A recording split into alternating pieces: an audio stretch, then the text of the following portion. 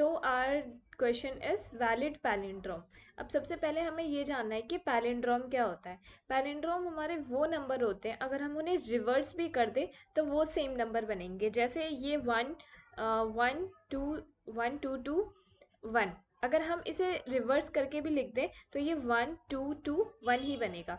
So this is an palindrome number. अब हमारे इस क्वेश्चन में क्या है, हमें एक स्ट्रिंग दिया है। अब स्ट्रिंग को बताना है कि ये स्ट्रिंग हमारा वैलिड पैलिंड्रोम है या नहीं।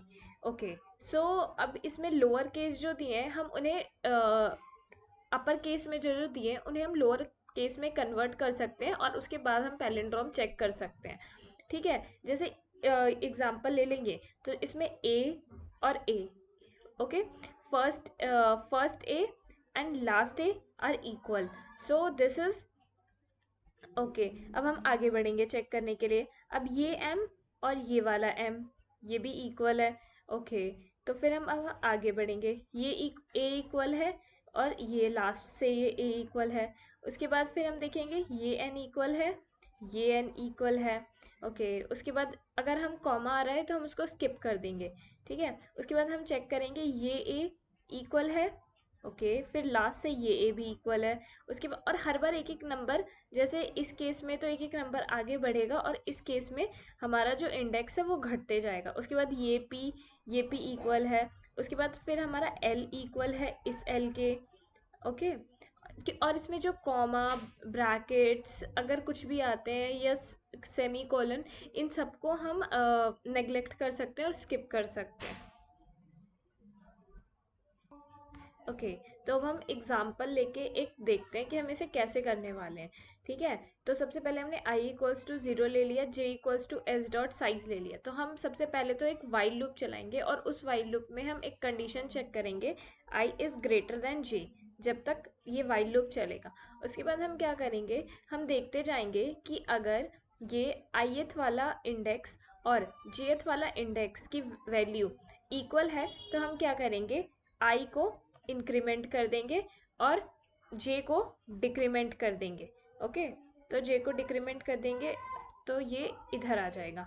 उसके बाद फिर हम क्या करेंगे, फिर हम नेक्स्ट पे जाएंगे। फिर हम देखेंगे कि ओके, ये जो अब जिस पे पॉइंट कर रहा है जैसे a पे, और ये j जो है ये भी a पे पॉइंट कर रहा है, ये भी इक्वल है, तो हम फिर से i को इंक्रीमेंट कर देंगे और j को हम डिक्रीमेंट कर देंगे।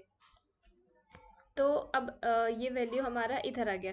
अब c और ये c ये भी इक्वल है, तो हम क्या करेंगे, i को इंक्रीमेंट कर देंगे और j को डिक्रीमेंट कर देंगे। जब हम j को डिक्रीमेंट करेंगे, ओके, j को डिक्रीमेंट करेंगे तो j ये हमारा a पे आ जाएगा और अभी हमारी वैल्यू i की इधर e पे आ गई थी। ठीक है, अब हमने क्या देखा कि ओके, सो अब हमारा ये जो e है और a ये हमारा इक्वल नहीं है। ये दोनों वैल्यू अब हमारी डिफर कर गई क्योंकि अब ये पैलिंड्रोम नहीं बनेगा। अगर हम इसे रिवर्स करेंगे तो हम यहाँ से ब्रेक कर जाएंगे और रिटर्न फॉल्स कर देंगे। Now let's understand through the code. तो ये मैंने इसका कोड लिख रखा है। सबसे पहले n equals to s dot size कर लिया हमने लेंथ निकालने के लिए स्ट्रिंग के लिए। फिर i इक्वल्स टू 0 कर दिया, मतलब फर्स्ट इंडेक्स पे पॉइंट करेगा, और j इक्वल्स टू n कर दिया जो कि हमारा स्ट्रिंग की लास्ट इंडेक्स पे लेंथ ऑफ द स्ट्रिंग बताएगा कितनी है। ओके, नाउ अब ये वाइल लूप लगा हमारा, while i is greater than j, जब तक ये कंडीशन ट्रू रहेगी तब तक चलेगा। अब ये इज अल्फा न्यूमेरिक क्या होता है, इज अल्फा न्यूमेरिक हमारा देखता है कि या तो वो अल्फ़ाबेटिक कैरेक्टर होना चाहिए या फिर न्यूमेरिक कैरेक्टर होना चाहिए।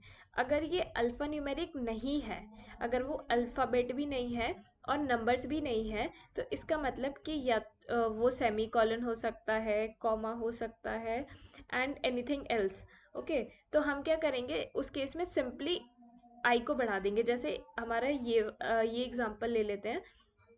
इस एग्जांपल में हमारा पहले ए पे जाएगा, लास्ट में जे इस पे रहेगा, फिर इधर फिर एम पे जाएगा आई, फिर ए पे जाएगा, एन पे जाएगा।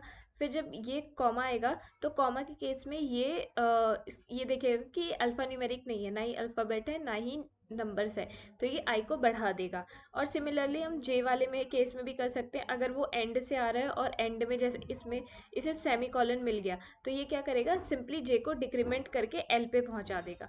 उसके बाद नेक्स्ट केस आता है टू लोअर। टू लोअर भी हमारा एक फंक्शन होता है जो कि हमारे स्ट्रिंग को लोअर केस में कन्वर्ट कर देता है।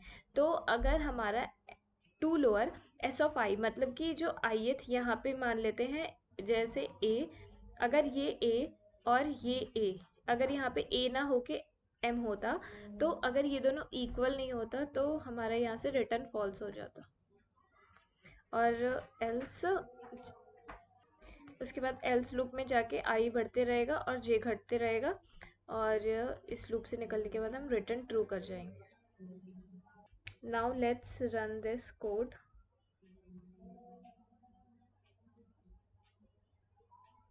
ओके, तो ये हमारे सारे टेस्ट केसेस पास हो रहे हैं।